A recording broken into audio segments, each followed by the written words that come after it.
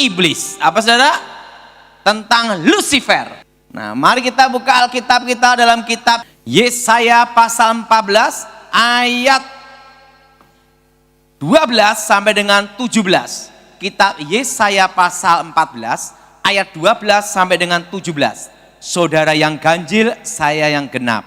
Wah, engkau sudah jatuh dari langit, hai bintang timur putra fajar. Engkau sudah dipecahkan dan jatuh ke bumi, hai yang mengalahkan bangsa-bangsa. Engkau yang tadinya berkata dalam hatimu, aku hendak naik ke langit, aku hendak mendirikan tahtaku mengatasi bintang-bintang Allah, dan aku hendak duduk di atas bukit pertemuan, jauh di sebelah utara.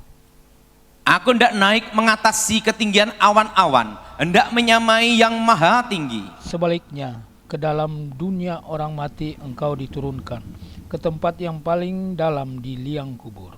Orang-orang yang melihat engkau akan mengamati, merhatikan dan mengamati engkau, katanya, inikah dia yang telah membuat bumi gemetar, dan yang telah membuat kerajaan-kerajaan bergoncang, yang telah membuat dunia seperti padang gurun dan menghancurkan kota-kotanya, yang tidak melepaskan orang-orangnya yang terkurung pulang ke rumah. Saya mau tanya, siapa yang pernah baca dalam Alkitab tertulis kata Lucifer? Angkat tangan. Yang belum pernah ada kata Lucifer di Alkitab terjemahan bahasa Indonesia, angkat tangan. Nah, yang bingung, angkat tangan. Ya. Kata Lucifer itu dalam bahasa Inggris Alkitab King James. Apa saudara? King apa saudara? King James. Tertulis kata Lucifer. Dan dalam bahasa aslinya disebut hail, artinya pantulannya. Apa saudara? Dan secara astronomi disebut namanya planet Venus. Bukannya saya berkata Lucifer ada di planet Venus, kurang kerjaan. Tapi untuk menggambarkan suatu bintang yang bercahaya melebihi bintang-bintang yang lain. Dan di dalam terjemahan bahasa Indonesia baru tertulis kata bintang timur putra fajar. Jelas saudara? Jelas? Jelas? Jadi kata Lucifer itu dalam versi King James. Terjemahan King James bahasa Inggris. Nah kebetulan saya bahasa Inggris tidak bisa. Taunya hanya satu, I love you. Nah saudara, jadi kata Lucifer itu dalam terjemahan bahasa Inggris versi apa saudara? King James. Nah, bintang timur putra fajar. Sebelum Allah menciptakan manusia, yang paling awal Tuhan menciptakan malaikat. Malaikat yang diciptakan Tuhan itu berlaksa-laksa, beribu-ribu laksa, berpuluh-puluh ribu laksa, berlaksa-laksa. Kalau mau tahu jumlahnya tanya Tuhan sendiri. Bayangin berlaksa. Satu laksa itu 10.000, berlaksa-laksa, beribu-ribu laksa, berpuluh-puluh ribu laksa, berlaksa-laksa. Itu bisa miliar sampai triliun. Nah saudara, di situ pula diciptakan malaikat yang terkuat. Yang pertama bernama Mikael. Siapa saudara? Panglima bala tentara Tuhan, jenderalnya Tuhan. Apa saudara? Apa saudara? Jenderalnya apa? Mikael. Kedua, diciptakan malaikat terkuat kedua yang bernama Gabriel. Saudara, penghulu para malaikat. Dan yang ketiga, diciptakan malaikat yang lebih hebat, lebih dahsyat, melebihi malaikat-malaikat yang lain. Malaikat ketiga diciptakan dengan pantulan Tuhan sendiri yang bernama Lucifer. Nah saudara, Lucifer ini adalah malaikat yang disayang Tuhan, membawai sepertiga malaikat. Berapa saudara? Dan Lucifer ini adalah pemimpin pujian, penyembahan kepada Allah. Dan Lucifer ini dekat dengan tahta Tuhan. Dan Lucifer ini tahu banyak rahasia tentang Tuhan. Karena Lucifer dekat dengan Tuhan. Kalau kita dekat dengan Tuhan, secara otomatis kita tahu kehendak dan rencana Tuhan. Betul? Karena tahu banyak rahasia tentang Tuhan, tahu tentang Tuhan, Lucifer ingin menjadi Tuhan. Perlu saudara tahu, seorang pencipta pasti tahu kelemahan ciptaannya. Seorang guru tidak akan memberikan muridnya 100%, maksimal 75%. Jaga-jaga, murid murtad sikat pakai ilmu pamungkas. Betul? Nah, Lucifer karena tahu banyak rahasia tentang Tuhan, Lucifer ingin menjadi Tuhan. Lucifer merencanakan, ini semua merencanakan, apa saudara? Apa saudara? Merencanakan dan punya keinginannya sendiri, melawan, memberontak kepada Allah. Dan ikut dalam pemberontakan Lucifer adalah sepertiga malaikat. Terjadilah pertempuran di surga. Sebelum di bumi main keroyokan, di surga sudah keroyokan. Jelas? Ingat, yang berpihak pada Tuhan 2/3. Yang melawan Tuhan berapa saudara? 1/3. Terjadilah pemberontakan di surga. Wah, terjadilah keroyok-keroyokan. Lucifer dikeroyok. Gabriel sama Mikael 2/3. Terjadilah pertempuran di surga. Tuhan Maha Kuasa. Lucifer kalah. Dibuang ke bumi. Jadilah iblis. Apa saudara? Jadi yang disebut iblis, Satan, ular naga tua, rajanya para setan, itu satu oknum, yaitu Lucifer. Dan sepertiga malaikat yang jatuh ke dalam dosa, jadilah setan-setan. Jadi iblis sama setan sama atau beda? Beda. Iblis itu adalah rajanya para setan. Ngomong sebelahnya, dan kamu bukan setannya. Amin. Amin. Rajanya para setan. Dalam kehidupan ini, yang paling mengecewakan dan yang paling menyedihkan, kalau kita dikhianati orang yang paling kita cintai. Betul? Orang yang paling kita sayangi atau orang yang paling kita percaya. Siapa yang setuju angkat tangan? Yang angkat tangan ngalami. Demikian Tuhan. Tuhan sangat sedih dengan pemberontakan Lucifer. Tuhan sangat kecewa dengan pemberontakan Lucifer. Tapi Tuhan perlu teman untuk bicara. Teman untuk ngobrol. Saudara, kita menikah, yang kita harapkan pasangan kita itu saling memahami, saling mengerti, dan bisa diajak bicara. Betul? Betul? Laki-laki nikah sama perempuan, secantik apapun, dikatakan cantik itu 3 bulan.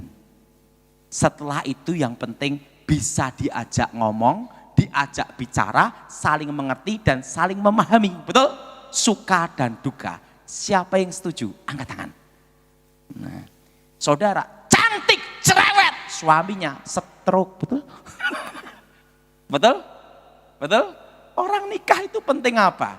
Bisa diajak bicara dan mengerti. Saya bersyukur sama Tuhan, saya punya istri yang baik. Walaupun tidak bisa masak. Bayangin, saya itu dari menikah sampai sekarang kira-kira 15 tahun, kalau di rumah hanya makan telur. Nah, tetapi istri saya bisa diajak bicara ngomong gitu. Nah, dalam pernikahan itu penting itu, betul? Bisa diajak ngomong, bisa bicara. Apalagi kalau sudah umur 60-70, jadi teman, betul? Betul? Betul? Nah, saudara, Tuhan sangat kecewa, Tuhan sangat sedih dengan pemberontakan Lucifer. Tapi Tuhan perlu teman untuk bicara. Karena Lucifer diciptakan lebih mulia, melebihi malaikat-malaikat yang lain. Untuk menggantikan posisi Lucifer, harus diciptakan yang lebih mulia. Diciptakanlah manusia segambar, serupa dengan Tuhan. Ngomong sama sebelahnya, kamu bukan monyet. Ingat, segambar apa saudara? Serupa. Ingat, Lucifer sama manusia ada bedanya enggak? Beda. Lucifer di bawah satu tingkat manusia. Ingat saudara, beda. Lucifer di bawah apa? Satu tingkat. Kenapa di bawah satu tingkat? Ingat, Lucifer pantulannya. Ini apa? Segambar serupa. Beda, betul? Pantulan sama segambar serupa itu beda. Segambar serupa dengan Tuhan. Maka Alkitab berkata, nanti di surga malaikat-malaikat melayani orang-orang percaya. Betul? Karena apa? Itu segambar serupa. Ciptaan yang paling mulia. Adam dan Hawa. Dan Tuhan berfirman, beranak cuculah, kuasai bumi. Pada hari yang ke-6. Buah-buahan, masih biji-biji ini, boleh engkau makan, kecuali buah pengetahuan baik dan yang jahat. Nah, Lucifer marah. Seorang direktur dipecat, diganti direktur yang baru. Pasti jengkel, marah sama yang ganti. Betul? Betul? Yang ganti siapa? Manusia. Itulah disebut awal peperangan antara manusia dengan setan. Kenapa? Karena posisinya diganti. Makanya setan itu selalu goda manusia, tidak goda kebo. Ngomong sebelahnya, kamu bukan kebo. Jelas? Jelas? Ya, kan tidak ada setan goda kebo, tidak ada. Selalu goda Karena apa? Karena posisinya diganti. Lucifer marah. Dia pakai ular. Seorang penipu pasti lebih pandai satu tingkat dengan yang ditipu. Buktinya bisa ketipu, betul? Betul? Lucifer pakai ular. Kalau engkau makan buah itu, engkau jadi seperti Allah, tahu yang baik, tahu yang jahat. Hawa menemui Adam. Kalau engkau makan buah itu, kau tahu yang baik, tahu yang jahat. Adam dan Hawa jatuh ke dalam dosa. Dosa yang sama dengan cara berbeda. Ingin menjadi Allah. Yang jadi pertanyaan, kenapa manusia diampuni, setan tidak? Betul? Karena yang protes ini manusia. Tuhan kan adil. Karena waktu saya seminar yang tanya manusia. Tuhan itu kan adil. Kenapa manusia diampuni, setan tidak? Betul? Untuk percaya Yesus, setan juga percaya. Menyembah Yesus, setan juga menyembah. Tapi setan tidak diampuni. Kan tidak ada tertulis, setan rame-rame bertobat, tidak ada. Ingat, Lucifer melawan Tuhan, mengkudeta Tuhan, merencanakan pemberontakan dari dirinya sendiri. Melawan, memberontak, merencanakan, mengkudeta Tuhan. Beda dengan manusia. Manusia tidak merencanakan pemberontakan. Tidak ada keinginan melawan Tuhan. Kasus pembunuhan berencana, maksimal mati, minimal seumur hidup. Betul? Pembunuhan tidak berencana, ada keringanan. Betul? Apalagi kalau yang bunuh orang gila, bebas. Karena hakim tidak bisa ngadili orang gila. Kalau hakim bisa ngadili orang gila, berarti hakimnya. Nah, saudara, ingat, manusia tidak merencanakan pemberontakan. Maka manusia diberi kesempatan pengampunan di dalam Yesus Kristus. Saudara, pada waktu manusia jatuh dalam dosa, langsung manusia di bawah kuasa dosa. Artinya apa? Di bawah satu tingkat Lucifer. Kehilangan kemuliaan. Jelas?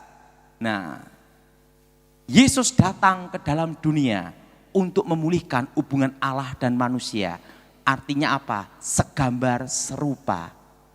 Seperti manusia sebelum jatuh dalam dosa. Makanya kalau kita percaya Tuhan Yesus, posisi di atas setan.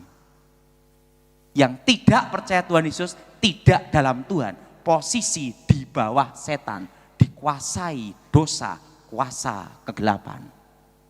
Maka Alkitab berkata penguasa dunia ini sementara waktu seizin Tuhan adalah setan.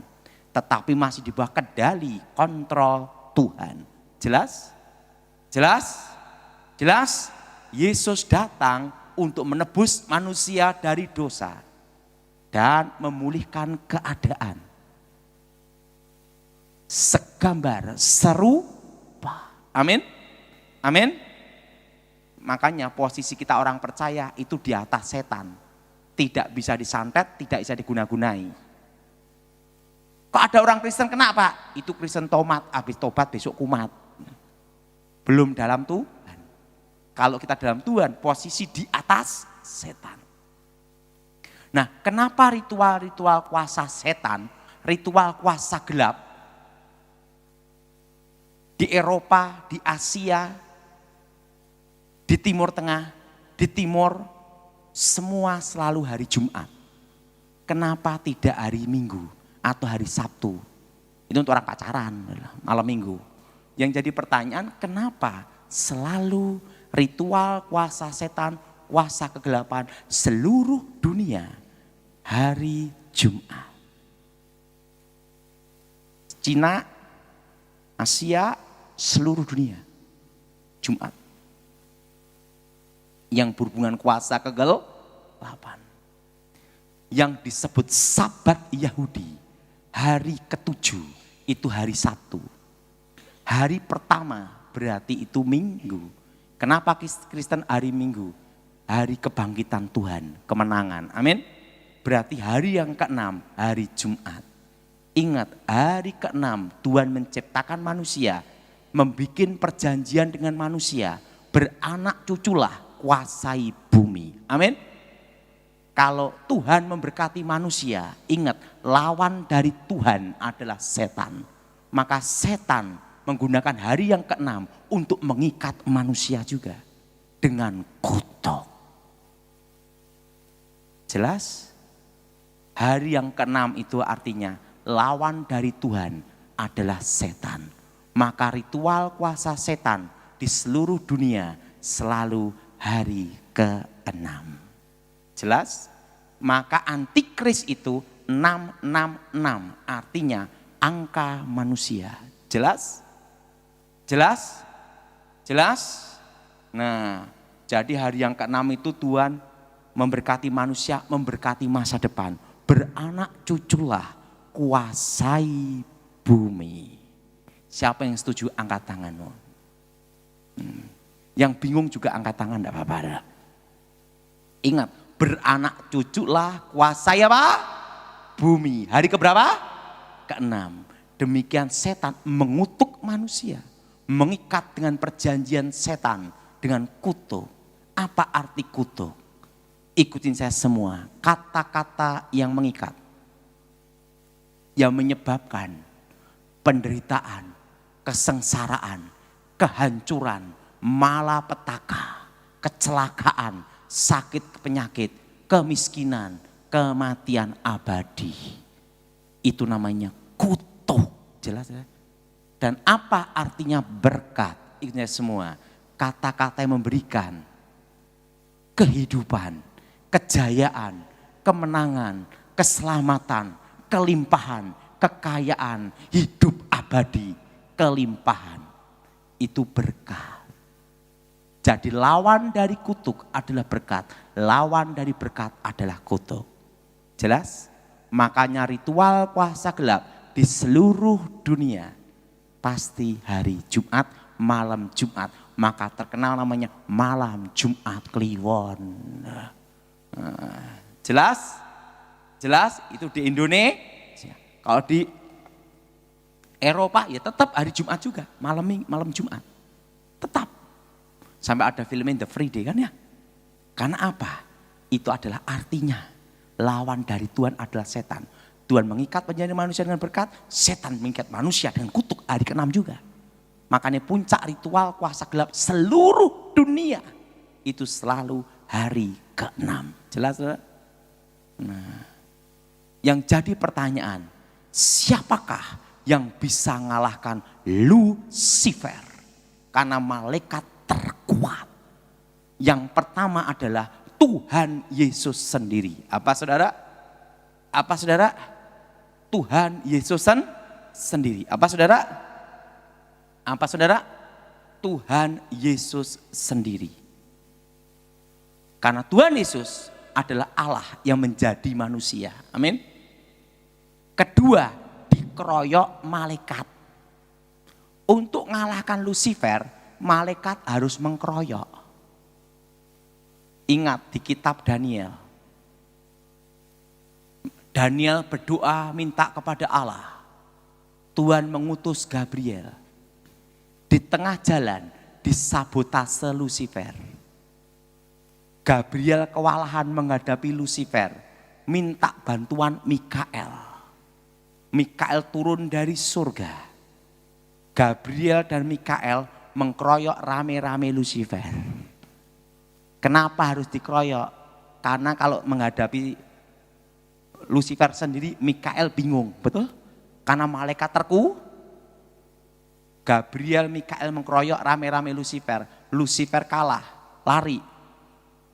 Mikael kembali ke surga, Gabriel menemui Daniel, wahyu akhir zaman. Jelas? Jelas? Jadi untuk mengalahkan Lucifer, malaikat harus mengkeroyok. Pak Daud kok tahu Lucifer gimana? Karena saya pernah ketemu dia. Jadi saya tahu rahasia ini.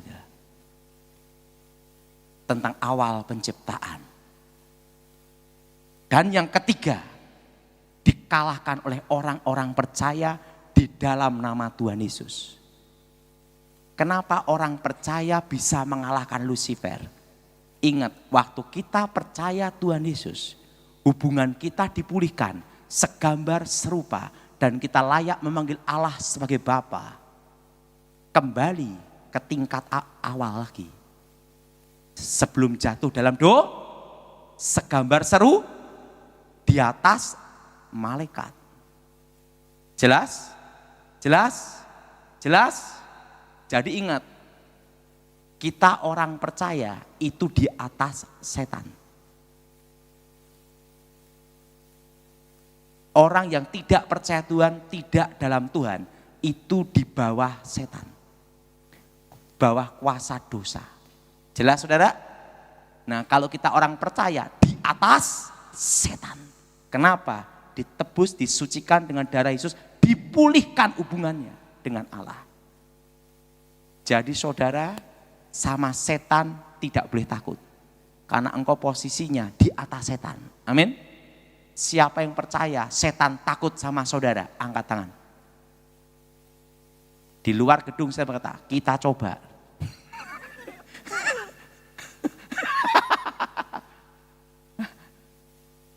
Kota lihat aja takut, gimana ngadapi Lucifer. Harus berani. Roh yang ada dalam diri kita lebih. Jadi ingat, waktu kita ditebus, disucikan dengan darah Yesus, itu kembali ke awal lagi. Awal pemulihan. Hubungan antara Allah dan manusia. Segambar seru, diciptakan lebih mulia. Maka Alkitab berkata apa? Waktu kita bertobat adalah ciptaan baru. Jelas? Jelas? Jelas? Nah, jadi kita orang percaya bisa ngalahkan Lucifer. Yang jadi pertanyaan, kenapa perlu diciptakan langit yang baru dan bumi yang baru? Apa Tuhan kurang kerjaan? Kan gitu. Ikutin saya semua. Langit yang sekarang ini akan lenyap. Bumi yang sekarang ini akan lenyap. Seperti gulungan kitab. Dan Tuhan akan ciptakan langit yang baru dan bumi yang baru. Yerusalem baru. Kenapa perlu ada penciptaan lagi? Betul? Ikutin saya semua. Karena langit yang sekarang ini ada dosa. Dosa apa? Pemberontakan Lucifer. Jelas? Ikutin saya semua. Bumi yang sekarang ini ada dosa. Dosa apa? Pemberontakan manusia. Ingin menjadi Allah. Maka perlu penciptaan lagi. Karena Tuhan itu kudus, tanpa noda, tanpa celah, tanpa maka perlu diciptakan langit yang baru, bumi yang baru, Yerusalem baru. Jadi saudara sekarang mengerti kenapa ritual kuasa gelap seluruh dunia hari Jumat. Jelas? Lawan dari Tuhan adalah setan. Jelas saudara? Jelas? Namanya kutuk masa depan yang dibuat setan. Saudara, nah banyak sekali kasus kerasukan itu ngakunya Lucifer. Padahal bukan Lucifer. Nah kalau Lucifer itu cirinya gimana? Nah ini cirinya. Sebelum saya bertobat, saya diajar sama kakek nenek saya. Kakek saya itu tokoh aliran putih namanya Sapu Angin. Terkenal dengan ilmu saipi angin pindah tempat. Dan terkenal dengan ilmu kebal, aji lembus kilan, tembak dor sejengkal. Dan terkenal dengan ilmu panglimunan, ting menghilang. Kakek saya itu ilmu putih, nenek saya ilmu hitam. Lahirlah saya abu-abu. Nah nenek saya terkenal dengan ilmu santetnya, setan kober, kobaran api setan. Pembunuh tercepat, pembunuh tercepat, pembunuh senyap, silent killer. Dan dia kalau membunuh orang, jantung berhenti, 5 menit pasti berhenti. Siapapun orangnya. Nah, saya belajar dari mereka sejak usia 9 tahun. Dan semua ilmu yang saya pelajari itu dari mereka. Dan tapi kalahnya sama pendeta gemuk, haleluya, Gilbert Lumaindong. Saya bertobat sama Gilbert dan saya ikut Pak Gilbert pelayanan belum lama.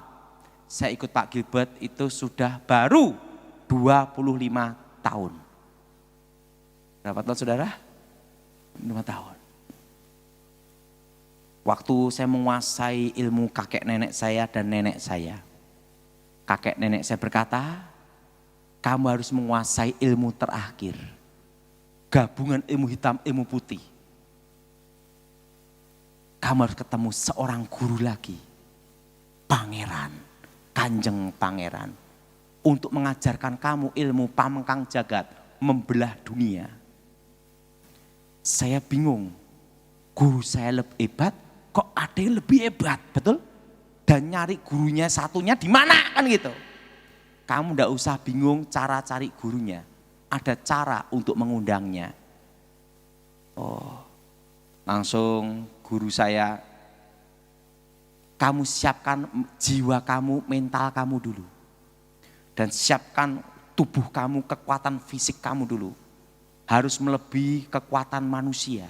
Kalau tidak, kamu bisa gila atau mati untuk ketemu dia.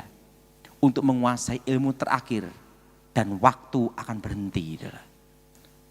Langsung dia baca mantra, tenaga dalam kakek saya dimasukkan ke saya dulu. Tenaga dalam nenek saya dimasukkan ke saya dulu. Setelah itu baca mantra, vitamin komplit.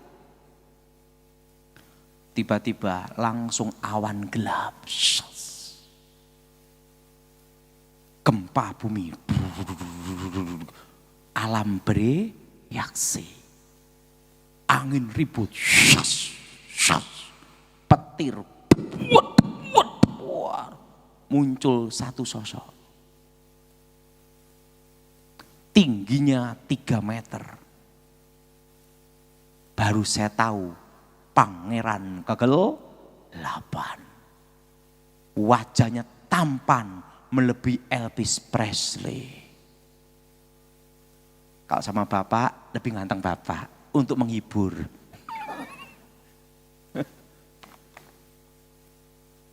Tingginya 3 meter.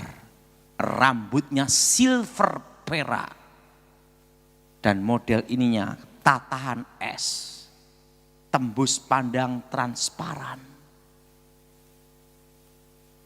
Dan matanya seperti cahaya intan berlian. Dan bumi berputar di dalam matanya, maka disebut penguasa dunia. Bajunya berkilauan seperti perak, ada ikat pinggangnya juga gini. Dan sepatunya tidak bisa saya lupa seumur hidup saya. Bukan pakai dari kulit sapi, beda. Modelnya kasut seperti ini, seret gini. Terbuat dari emas murni. Hermes kalah.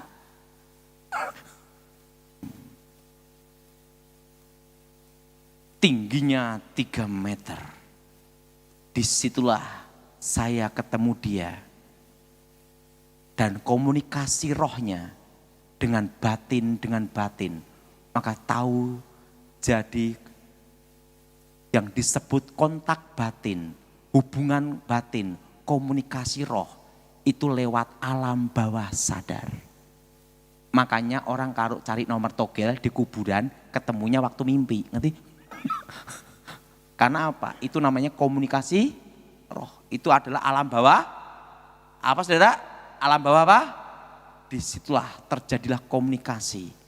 Disitulah dari otak alam bawah sadar saya.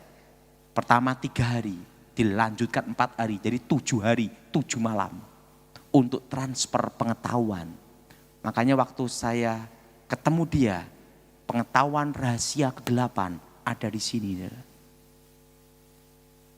Nah, disitulah saya ketemu. Baru saya sadar, setelah saya bertobat, itulah Lucifer. Dia berkenal apa? Pangeran kegelapan. Nah, makanya saudara, setelah saya bertobat, kalah sama Gilbert, gila 1 tahun. Saya tahu itu ada rencana Tuhan juga, supaya memori saya tentang rahasia kegelapan itu terhapus. Saya hanya ingat 5% aja. Dan yang saya ingat 5% ini, yang saya khotbahkan hari ini. Rahasia kegelapan. Jelas saudara? Awal penciptaan. Dan awal peperangan antara manusia dengan setan. Nah, jadi kalau Lucifer datang, pasti alam itu bereaksi. Dan disitulah saya tahu rahasia hari ke-6.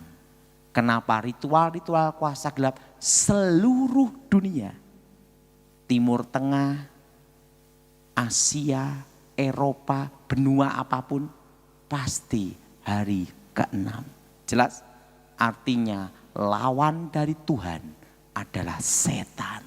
Dan kita orang percaya diberi kuasa mengalahkan setan. Ngomong sama sebelahnya, dan kamu tidak boleh jadi setan itu.